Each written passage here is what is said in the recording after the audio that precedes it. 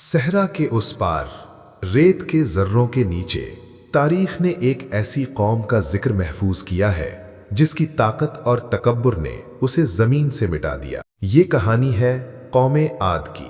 वो लोग जो अपनी ताकत पर इतरा कर अपने रब को भूल गए। आज की इस वीडियो में हम उनके आगाज, उनकी अजमत और उनके कुफ्र की दास्तान सुनाएंगे। आद कौन थे और कहां आबाद थे? कौमे आद हजरत नूह अलैहिस्सलाम की औलाद में से थे। ये लोग अहकाफ नामी इलाके में रहते थे जो मौजूदा सल्तनत उम्मान और यमन के दरमियान वाक़या था। लंबे लंबे रेत के टीलों वाला इलाका, उनका मशहूर इरम शहर और तामीरी कमाल। आद बहुत ताकतवर थे और जिस्मानी तौर पर मजबूत। उन्होंने अपनी महारत से ऊंचे ऊंचे महलात बनाए जो पहाड़ों की चोटियों पर खड़े थे। कुरान में अल्लाह ने उनके बारे में फरमाया एहतरामी लहजे में, क्या तुमने नहीं देखा कि तुम्हारे रब ने आद के साथ कैसा सलूक किया, यानी इरम वालों के साथ, जिनके खूशादार सुतूनों वाले शहर थे जैसे दुनिया में कोई नहीं बनाया गया। उनका खास तोहफा हवा पर काबू। अल्लाह ने उन्हें बड़ी नेमत दी, हवा। वो इस हवा को अपनी मर्जी से चला सकते थे। इससे अपनी फसलें उगाते, अपनी जमीनों को सरसब्ज रखते और अपने तिजारती जहाज चलाते। उन्होंने इस नेमत को अपनी ताकत समझ लिया। उनका बादशाह और उनका तकब्बुर। आद का बादशाह था शद्दाद। उसने एक जन्नत जैसा महल बनाने का ख्वाब देखा, जन्नत अदन, जिसमें सोने चांदी के दरख्त, कीमती पत्थर और शान शौकत हो। उसने कहा, क्या कोई मुझसे ज्यादा ताकतवर है? उनका मजहब बुत परस्ती। उन्होंने अल्लाह को छोड़कर समद, सलद, हबादामी 3 बुत बना लिए।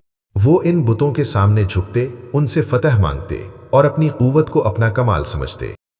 उनकी जिंदगी और लिबास। वो लंबे कद वाले, मजबूत जिस्म वाले थे। गर्मी से बचने के लिए हल्के मगर बारीक कपड़े पहनते जो अक्सर सफेद या बेरंग होते।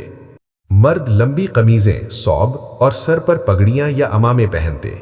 खवातीन ज्यादा ढीले कपड़े और लंबी चादरें ओढ़ती। उनके पास एक रसूल आया। जब उनका तकब्बुर और जुल्म हद से गुजर गया तो अल्लाह ने उनकी हिदायत के लिए एक रसूल भेजा, हजरत हूद अलैहिस्सलाम। हजरत हूद अलैहिस्सलाम भी कौम आद में से ही थे।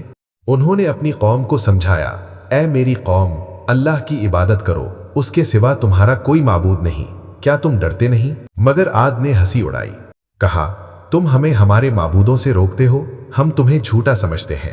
फिर अल्लाह ने उन्हें मोहलत दी। हूद अलैहिस्सलाम ने सालों तबलीग की।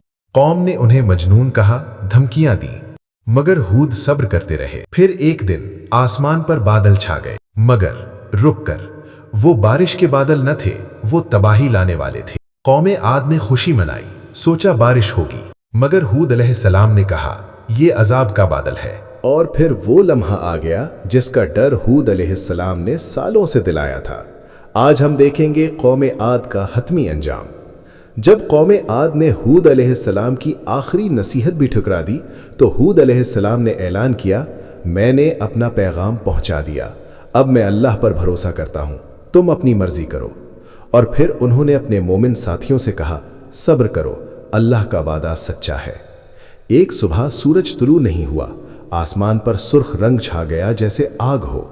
लोग घरों से निकले, देखने लगे, मगर हूद अलैहिस्सलाम समझ गए कि ये अजाब की पहली अलामत थी।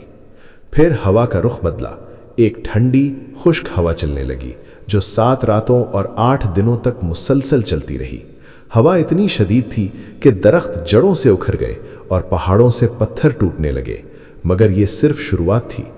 8वें दिन कुछ हुआ, हवा रुक गई, मुकम्मल खामोशी। फिर दूर से एक गरज सुनाई दी जैसे हजारों बादल एक साथ गरज रहे हों। और फिर आसमान से स्याह काले बादल नमूदार हुए।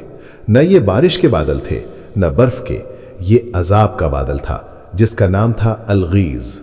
कुरान मजीद में अल्लाह फरमाता है, और कौमे आद के पास हमने तेज और बर्फानी आंधी भेजी जो हर चीज को उखाड़ फेंकती थी। जैसे वो लोग अपने ऊपर आने देते, वो ऐसे थे जैसे खजूर के खोखले तने हों। ये हवा आम हवा न थी, ये इंतहाई सर्द हवा थी जो कुछ भी छूती फौरन जम जाती। उन मजबूत महलात जो पहाड़ों पर बने थे वो खिलौनों की तरह उड़ गए। बड़े बड़े दरख्त जड़ों समेत जमीन से निकल गए और वो ताकतवर लोग जो खुद को नाकाबिले शिकस्त समझते थे खजूर के खोखले तनों की तरह जमीन पर गिर गए। मगर हूद अलैहिस्सलाम और उनके मोमिन साथियों के लिए अल्लाह ने हिफाजत फरमाई। हूद अलैहिस्सलाम ने उन्हें एक महफूज वादी में ले गए जहां हवा ने उन्हें छुआ तक नहीं। वो देखते रहे अपनी सारी कौम तबाह होती हुई। जब हवा थमी तो कुछ न बचा था। वो शानदार महलात, वो बागात, वो तिजारती काफिले सब रेत के नीचे दब गए थे। सिर्फ खंडरात बचे थे जो आज भी अहकाफ में मौजूद हैं। और हूद अलैहिस्सलाम अपने मोमिनों के साथ हजरत मूद की तरफ चले गए जहां उन्होंने नई जिंदगी शुरू की। कौम आद की ये कहानी महज एक तारीखी वाक़या नहीं, ये इंसान के तकब्बुर की कहानी है, ये नेमत की नाशुक्री की कहानी है, ये रसूल की नाफरमानी की कहानी है। कुरान में अल्लाह फरमाता है ये सब कुछ इसलिए हुआ कि अल्लाह कभी जालिमों पर एहसान नहीं करता। आज हमारी जिंदगियों में क्या हम आज जैसे नहीं हैं? हम भी अपनी तरक्की पर, अपनी ताकत पर फख्र करते हैं। हम भी अपने माल, अपनी दौलत, अपनी अजमत पर मगरूर हो जाते हैं। मगर याद रखें, अल्लाह की नाफरमानी का अंजाम हमेशा तबाही है। आज भी वक्त है, आज भी मौका है। अपने तकब्बुर को छोड़ें, अपने रब की तरफ लौटें, वरना तारीख खुद को दोहराती है। अल्लाह हम सबको कौम आद जैसे अंजाम से बचाए और हमें उनसे सबक लेने की तौफीक दे। आमीन। अब हम देखते हैं कि कौम आद की तबाही के बाद तारीख ने क्या सबक महफूज किया। जब हूद अलैहिस्सलाम हजरा मौत पहुंचे तो उन्होंने अपनी बाकी जिंदगी अल्लाह की इबादत और दावत में गुजारी। उनके साथ बच जाने वाले मोमिनों ने नया मुआशरा तश्कील दिया जो अल्लाह के अहकाम पर कायम था। कौम आद की तबाही महज एक वाक़या नहीं थी बल्कि एक निशान थी। ये निशान इसलिए था कि आने वाली नस्लें इससे सबक सीखें। कुरान मजीद में अल्लाह ताला ने मुख्तलिफ मकामात पर कौम आद का जिक्र फरमाया है। सूरह अल फज्र, सूरह अल हाक्का, सूरह कमर, सूरह अल आराफ और दीगर कई सूरतों में इनका तज़किरा आया है। हर जगह एक ही पैगाम है, तकब्बुर की सज़ा तबाही है। मुअर्रिखीन और आसार कदीमा के माहिरीन ने अहकाफ के इलाके में खुदाई की है। उन्हें वहाँ अजीब व गरीब तामीरात के आसार मिले हैं। बड़े बड़े सुतून, इमारतों के खंडरात जो आम इंसानी आबादी से मुख्तलिफ हैं। ये वही इरम शहर है जिसका कुरान में जिक्र है। बुलंद बाला इमारतें जो रेत के तूफानों में दब गईं। कौम आद की तबाही के बाद अल्लाह ताला ने उनकी औलाद में से एक नई कौम को पैदा किया। ये थी कौम समूद। समूद कौम आद की औलाद में से थी, मगर उन्होंने भी वही गलती की। उन्होंने भी तकब्बुर किया, रसूल की नाफरमानी की और तबाह हो गए। ये देखकर भी इंसान ने सबक नहीं सीखा। आज हमारे पास कौम आद की कहानी कुरान मजीद की शक्ल में महफूज है।